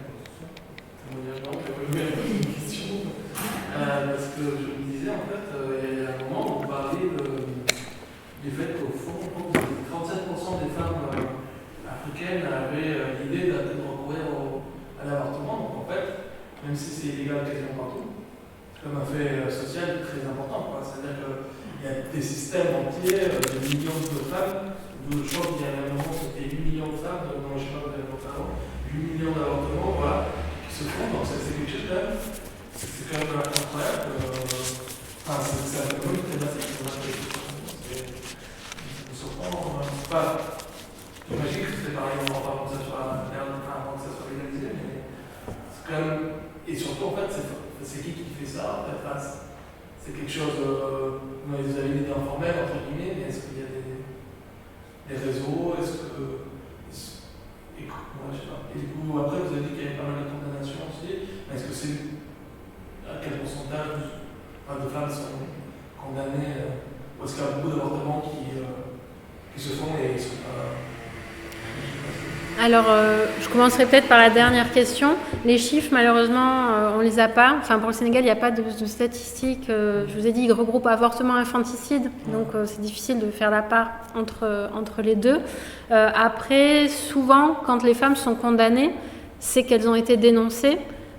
Donc, si l'avortement a été dénoncé, c'est souvent parce que c'était un avortement donc, clandestin, mais qu'il y a eu des complications. Et en fait, elles ont été amenées à l'hôpital et que là, les médecins, les soignants qui les prennent en charge constatent qu'il y a eu un avortement. Et c'est tout le problème. Et il y a une sensibilisation qui est faite par les associations de femmes auprès des personnels médicaux, des personnels soignants. Ils disent, après ça varie, il y en a qui par conviction vont les dénoncer, mais il y en a qui disent, si je ne les dénonce pas, c'est moi qui finirai en prison. Donc parce qu'ils se disent, moi j'ai vu qu'elle avait avorté, peut-être que lui, il n'aura pas l'envie de dénoncer, mais si, je ne sais pas, un aide-soignant ou une infirmière à côté le fait et dit le médecin en chef ne l'a pas dénoncé, c'est lui qui risque de se retrouver en prison. Donc voilà, c'est en général des complications suite à des avortements clandestins, donc c'est malheureusement fréquent parce que c'est fait dans des conditions sanitaires déplorables, et c'est au moment des dénonciations que ensuite se font les poursuites. Et sur quel type d'avortement, effectivement, comme ça a pu être dans tous les pays où ça a été, en France, on parlait des faiseuses d'anges, mais voilà, c'est des méthodes très diverses, ça va on vous donne des plantes, ça marche pas la plupart du temps, ingérer des substances diverses, à des méthodes beaucoup plus brutales, je ne vais pas rentrer dans les détails ici, mais des méthodes d'avortement très, très brutales, sans conditions d'hygiène sanitaire minimale. Et oui, avec des réseaux aussi, des gens qui se font passer pour des médecins, pour des soignants qui ne sont pas, et voilà, qui vivent aussi de ça. Après, il y a cette grande hypocrisie. Il faut aussi avoir en tête l'enjeu de quelles sont les femmes touchées, parce qu'au Sénégal, il y a beaucoup de femmes qui avortent dans les cliniques privées, donc ça reste un avortement relativement sécurisé, parce que il y a le matériel et les médecins formés pour ça, qui le font en toute illégalité, mais qui font payer néanmoins l'avortement, mais ils le font quand même dans une situation d'illégalité, donc il y a quand même une prise de risque, mais ça se fait dans des cliniques. Donc il y a quand même un minimum de sécurité qui est assuré, mais ça c'est pour les femmes qui ont les moyens de se payer l'avortement dans des cliniques privées. Donc là il y a une vraie, et c'est un des enjeux que soulèvent les militantes, qui c'est qui paye pour l'avortement non médicalisé? C'est les femmes les plus pauvres, des catégories populaires, parce que celles qui ont de l'argent, soit elles peuvent se faire avorter dans des cliniques privées, soit elles partent au Cap-Vert, où c'est légal, ou pour celles qui le peuvent en Europe, pour se faire avorter. Donc il y a aussi cet enjeu-là qui est très fort en termes de classe sociale, de qui sont les femmes victimes en fait de cette répression.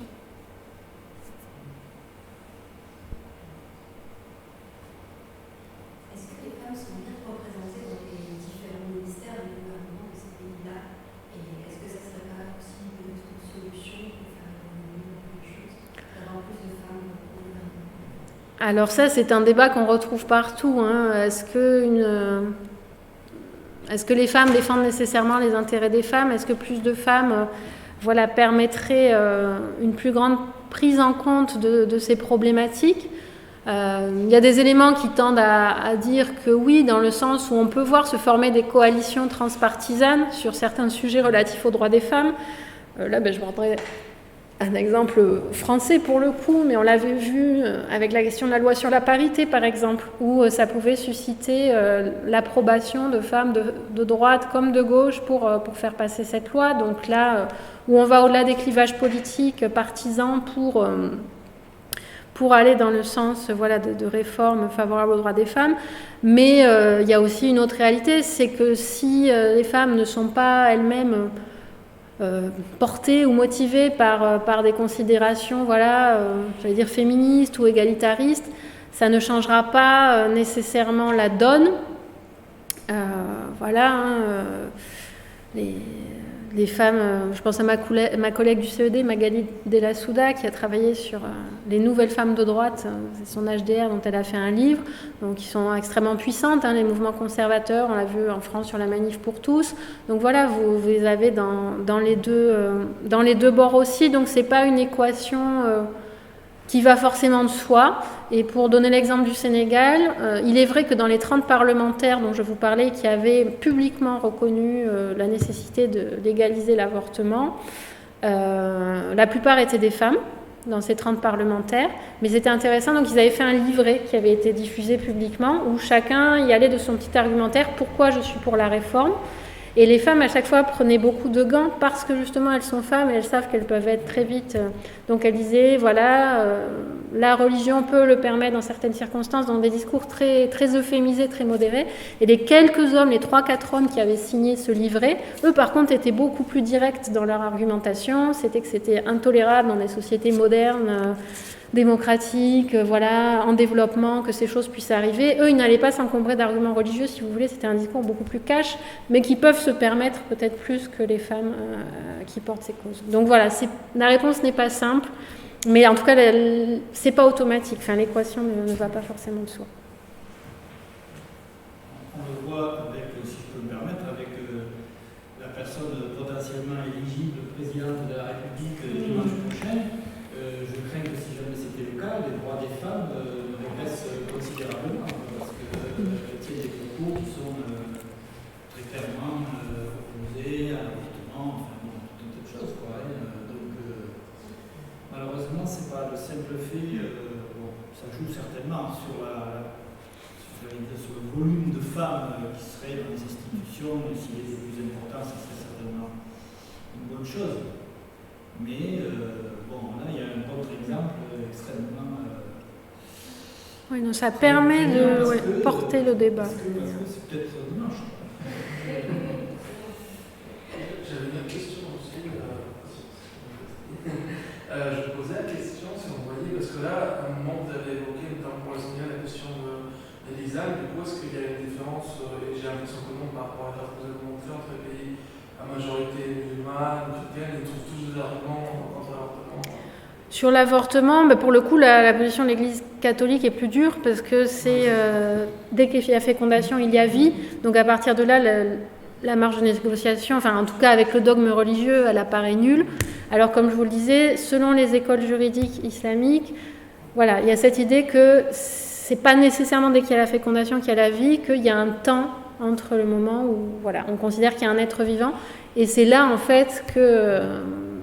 c'est sur ça, notamment en Tunisie, on s'est basé pour légaliser l'avortement, pour dire que sur cette période, on considère, sous motif, selon les pays, bien sûr, il y en a qui vont l'autoriser pour toutes les femmes, d'autres dans des circonstances précises, mais pour le coup, il y a des interprétations du dogme religieux qui ne peuvent pas exister là pour l'Église catholique.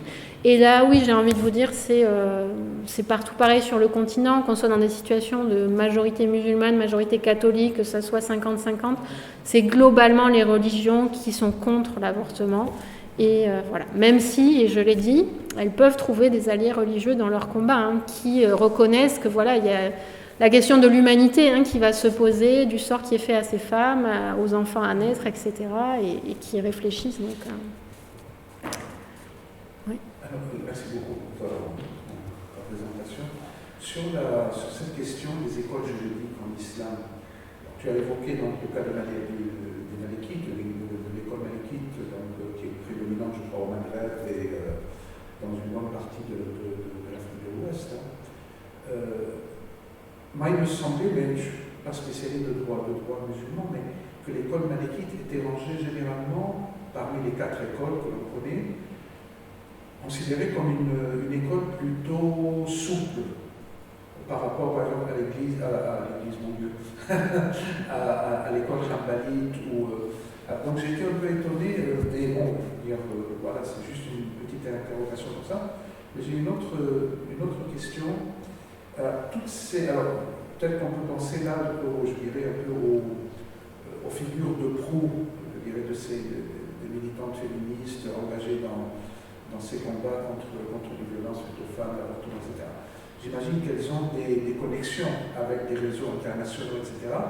Comment ça se passe? Est-ce qu'il y a ce qu'on pourrait appeler des transferts de normes, des transferts de modèles, des réseaux de socialisation, des lieux de socialisation communs, etc. Et en quoi et comment ça peut impacter justement les débats dans chaque pays concerné, en l'occurrence le Sénégal. Alors sur les écoles juridiques sunnites, je ne suis pas spécialiste voilà, de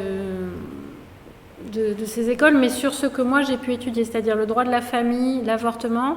Sur l'avortement, en l'occurrence, c'est vrai que c'est l'école malékite, l'école hanbalite aussi, sont extrêmement restrictives. Je crois que c'est dans l'école hanafite, sauf erreur de ma part, où c'était le plus libéral. Mais sur l'avortement et le droit de la famille, sur la question du chef de famille, là aussi l'école malékite est assez stricte, parce qu'au Sénégal, ça a été aussi un débat. Le père est chef de famille et les organisations de femmes ont demandé à ce qu'on instaure l'autorité parentale et non plus la notion de chef de famille, puisque c'était le seul père qui en était détenteur. Et là aussi, par rapport à la jurisprudence islamique, il y a ce blocage, parce qu'apparemment l'école malékite serait assez stricte sur ce volet. Et ça a été réformé au Maroc, qui est aussi d'obédience malékite, mais qui s'est justement référé à la jurisprudence d'écoles plus libérales sur le sujet. Donc sur ces questions, en tout cas, droit de la famille, avortement, qui sont les seules sur lesquelles j'ai pu avoir une vision, c'était quand même sur ces questions assez restrictives. Et les connexions internationales, oui, elles sont là, elles sont importantes. Ça se mesure beaucoup dans tout ce qui, on va dire, les conférences internationales, des droits des femmes par le biais des Nations Unies, beaucoup les délégations, les sommets, les contre-sommets. C'est là qu'il y a un lieu de socialisation militante assez important. C'est un de mes chantiers. J'aimerais voir justement comment cette question de l'avortement, elle circule et elle est débattue dans ces instances plus internationales. Mais donc ça, je ne l'ai pas encore traité moi pour l'avortement. Mais il y a des choses intéressantes qui ont été faites. Je pense notamment aux travaux de Lison Guignard, qui a travaillé sur le protocole de Maputo, justement, et qui avait travaillé sur les mutilations génitales féminines, sur l'excision, pour voir comment c'était débattu dans ces instances-là. Et c'était intéressant, elle montrait bien que c'était un lieu de débat, mais aussi de friction entre les femmes du Nord et les femmes du Sud, en disant les femmes du Sud ne niaient pas du tout que c'était une problématique importante, mais elles avaient du mal déjà avec la hiérarchisation des priorités. Il y a cette idée que les femmes du Nord, elles sont beaucoup dans le discours, l'appropriation du corps, le droit de la femme, la liberté de la femme à disposer de son corps, qui est un enjeu certes important, mais qui n'était pas forcément la priorité pour les femmes du Sud, qui disent qu'il y a des problématiques, des inégalités peut-être à traiter prioritairement, et qui ne voulaient pas que ça soit traité avec ce focus Voilà, encore une fois, comme je disais un peu, ce sont les Africains, ce sont les musulmans, un peu où ça peut tomber dans des discours qu'elle considère comme à connotation raciste ou islamophobe certaines fois, avec un refus donc de discours qu'elle considérait comme moralisateur sur le sujet. Donc encore une fois, l'enjeu c'était pas de dire, aucune féministe ne vous dira qu'elle est pour les mutilations génitales féminines, c'est pas la question, c'était la manière de porter le combat, de poser les termes du débat et de ne pas se le faire, de se le faire confisquer quelque part par des féministes qui ne maîtrisaient pas forcément les problématiques de ces pays.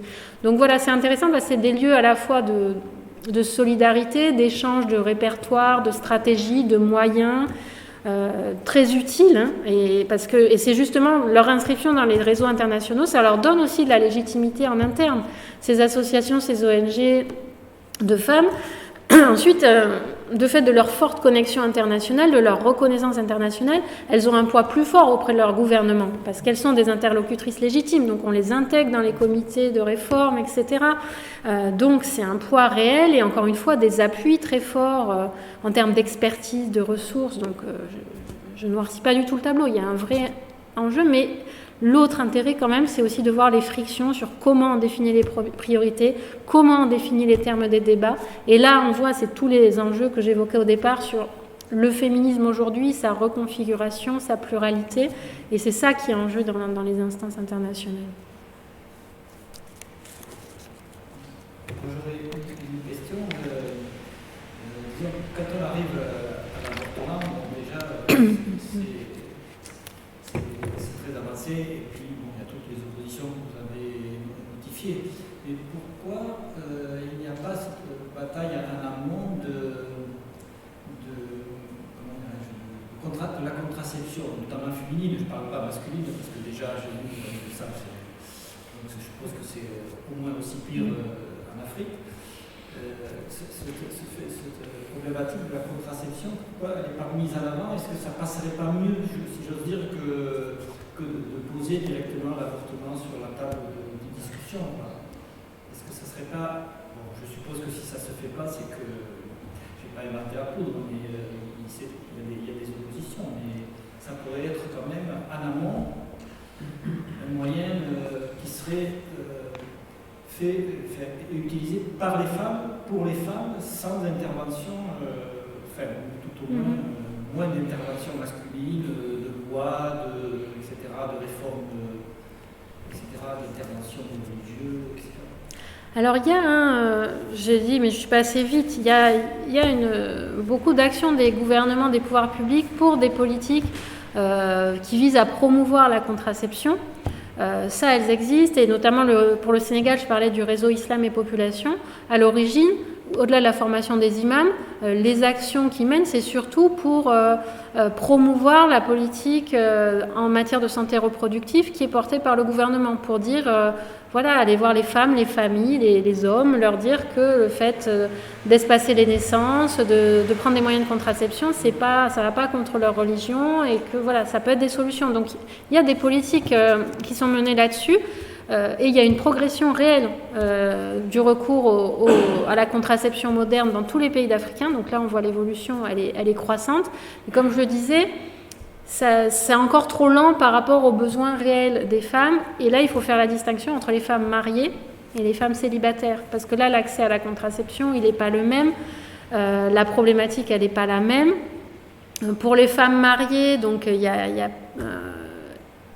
la sexualité est reconnue, elle est légitimée, elle est normale, ce qui n'est pas le cas pour les femmes célibataires.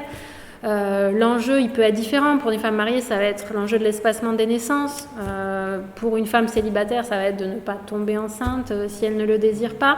Et donc voilà, il y a toutes ces problématiques-là à gérer. Et puis après, il y a encore une fois, on en revient à l'accompagnement de ces politiques qui visent à promouvoir la contraception. Comment est-ce qu'on a accès ou pas à la pilule, par exemple, qui peut la demander, est-ce qu'on ose aussi la demander. Donc voilà, la contraception d'urgence qui est peu diffusée, qui pourrait être aussi une solution. Donc je voulais pas dire que ça n'existait pas, c'est bien présent, et d'ailleurs les États investissent beaucoup là-dedans. Et avec l'argument aussi de dire que peut-être ça leur éviterait de légiférer sur la question sensible de l'avortement. Sauf qu'en l'état des choses, voilà, c'est insuffisant. Et si on prend un pays où l'avortement est légal et la contraception massivement diffusée, la France par exemple, on voit que s'il n'y avait pas la loi sur l'avortement, ça poserait quand même de gros problèmes, parce qu'aujourd'hui on a beau avoir une contraception très libre en France, on voit bien qu'il y a toujours des avortements, et que si l'avortement n'était pas là ou qu'il était remis en question, la situation de beaucoup de femmes s'en trouverait très compliquée. On le voit en Pologne aujourd'hui, la loi qui a été votée et qui réduit quasiment à néant les possibilités d'avortement, ça crée des drames humains. Soit des femmes peuvent partir se faire avorter ailleurs, soit elles peuvent... je lisais un article récemment d'une femme qui a été obligée de porter une grossesse à terme, une grossesse qui était pas viable et qui en est morte. Donc la contraception est bien sûr utile et importante, elle est promue, mais elle n'est pas suffisante. Et on le voit dans un pays comme la France aujourd'hui, l'avortement est par ailleurs nécessaire pour permettre aux femmes de faire les choix qu'elles souhaitent par rapport à leur corps et aux naissances qu'elles donneront. J'avais encore une interrogation sur un aspect dont vous n'avez pas parlé, mais je me posais la question un peu de l'aspect économique aussi, parce que tous ces enfants qui naissent, alors qu'ils ne sont pas voulus, j'imagine que les femmes en grande partie c'est parce qu'elles ne peuvent pas s'en occuper, j'imagine. Et puis du coup, est-ce que ce ne serait pas un argument, j'imagine que c'est un argument qu'on ne doit pas entendre, de dire en fait tous ces enfants qui naissent, en fait c'est des bouches à nourrir qu'on ne peut pas nourrir. J'imagine que pour la plupart des... Donc je ne sais pas trop si quelque chose qu'on entend, parce que mine de rien, c'est ce qu'on disait, en fait, la fécondité, c'est 7 enfants par femme dans certains pays, comme le Tchad, comme ça. J'imagine que c'est pour ça aussi qu'on avoir recours à l'avortement. Je dirais que c'est un discours totalement contre-productif. Parce que je vous renverrai une sortie qui avait fait beaucoup couler d'encre d'Emmanuel Macron sur la fécondité des femmes africaines, et qui est un discours qui est assez récurrent, qui n'est pas propre à Emmanuel Macron, mais les Africains font trop d'enfants, la démographie africaine, etc. Où c'est un discours qui passe mal, parce que justement... on ne peut pas d'un côté dire les femmes doivent pouvoir librement disposer de leur corps, etc. et puis avoir un discours très surplombant et moralisateur sur le nombre d'enfants qui est fait, etc. Donc je comprends l'idée qu'il y a derrière, mais non, ce n'est pas un argument qui est mobilisé ou utilisé. L'argument de ces enfants, il est plutôt mis face à leurs opposants. Je parle pour les femmes qui sont victimes de viol et d'inceste, où on leur dit, vous les obligez à avoir ces enfants qu'elles ne désirent pas. Quelle vie pour ces femmes, mais quelle vie aussi pour ces enfants qui seront rejetés par leur mère, qui ne connaîtront jamais leur père, quel avenir pour eux. Et là, ils vous répondent qu'eux, ils considèrent que... donner la vie, c'est sacré, que dans ce cas-là, le geste d'humanité, c'est de ne pas obliger la mère à élever cet enfant et de mettre ces enfants donc, dans des orphelinats pour qu'ils puissent être adoptés, etc. Là aussi, on peut poser la question, déjà, quid de la souffrance de la femme qui est obligée de porter à terme cette grossesse et d'abandonner cet enfant, issu d'un viol ou non, et pour l'État, concrètement, de financer, ces créations d'orphelinats, etc. C'est en tout cas la manière dont c'est posé aux détracteurs donc, de la légalisation de l'avortement. Est-ce que du coup les motivations pour les femmes, parce que ça on n'a pas trop parlé non plus, les motivations, je disais aussi la question économique est aussi une question de motivation pour avorter en fait, en dehors du viol, où je comprends tout à fait, et pourquoi en fait les femmes ne veulent pas avoir ces enfants-là, j'imagine que c'est aussi à cause de ça, parce qu'elles ne peuvent pas les mourir peut-être. Il y a 1000 raisons pour lesquelles une femme choisit d'avorter. Là, le débat au Sénégal, la question qui est posée, en l'occurrence, elle est limitée au cas de viol et d'inceste. Parce que de toute façon, la question, c'est ça qui est important d'avoir à l'esprit. C'est pour ça que je vous dis que c'est extrêmement restrictif au Sénégal. C'est qu'on n'est pas du tout en train de débattre de la liberté pour les femmes d'avorter. C'est si elles ont été victimes de viol ou d'inceste, ce qui est quand même extrêmement limitatif comme cadre. Et la raison, vous l'avez là, la raison, c'est... et c'est là-dessus. Et l'argument qui est porté aussi par les opposants, c'est de dire, mais si on fait entrer en vigueur le protocole de Maputo, la question des délais va se poser. C'est-à-dire, un délai pour avorter, c'est 3 mois, grosso modo, mais pour que l'homme soit jugé pour viol, la procédure, elle peut prendre beaucoup plus longtemps. Donc il est présumé, peut-être, voilà, il est en tout cas accusé, donc il va être jugé, mais la culpabilité ne sera pas forcément établie dans les 3 mois où l'avortement est autorisé. Donc ils disent en gros, ben voilà, ça veut dire que toutes les femmes vont aller dire qu'elles se sont fait violer pour avoir le droit d'avorter. Sauf que le protocole, il est entré en vigueur dans certains pays avec des mécanismes spéciaux qui sont prévus, un procureur qui est spécialement délégué à ces questions-là pour autoriser des procédures d'urgence quand il y a quand même voilà, une présomption forte que le viol est avéré pour permettre de déconnecter le temps judiciaire du temps médical. Donc les solutions, elles sont possibles, mais elles impliquent effectivement une certaine adaptation. J'ai une dernière question, juste il va y avoir des élections, je crois bientôt au CDL. Est-ce que ça fait partie des sujets qui peuvent entrer dans le débat politique au moment des élections, où justement vous disiez que les représentants du gouvernement sont assez frileux sur ces questions-là, et c'est des choses qu'ils ne vont absolument pas aborder pour justement pas vexer les religieux qui les soutiendraient éventuellement à ce moment-là, ou est-ce que c'est quelque chose qui rentre dans le débat public vraiment? C'est dans le débat de société, mais c'est pas dans le débat électoral. Bon, les enjeux électoraux, c'est pas des questions, non, parce que c'est des questions où les politiques ont plus à perdre qu'à gagner, donc ils ne rentrent pas dans ces sujets-là pendant les élections. C'est contre-productif, il y a plus de coups à prendre qu'autre chose. Déjà, quand ils sont au pouvoir, ils n'osent pas forcément y aller, alors quand ils sont au moment du choix électoral, c'est encore...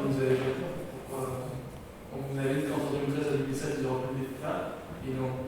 Pourquoi il n'y a pas eu volonté Alors à l'époque, le président Macky Sall, qui était à son premier mandat, avait dit aux féministes qui recevaient au palais qu'il fallait le réélire, parce que deuxième mandat, il n'aurait pas l'échéance d'une potentielle réélection, et que les deuxièmes mandats, c'est les mandats où on peut faire passer plus facilement les réformes sensibles. Donc ça, c'était l'argument. Il a été réélu depuis, la réforme, on l'attend toujours, et il ne se ferme pas la porte à un troisième mandat, donc ça c'est encore une autre question, mais on ne va pas rentrer dans ce sujet. D'autres questions? Bon, si ce n'est pas le cas, on va clôturer notre soirée. Je pense qu'on peut applaudir encore.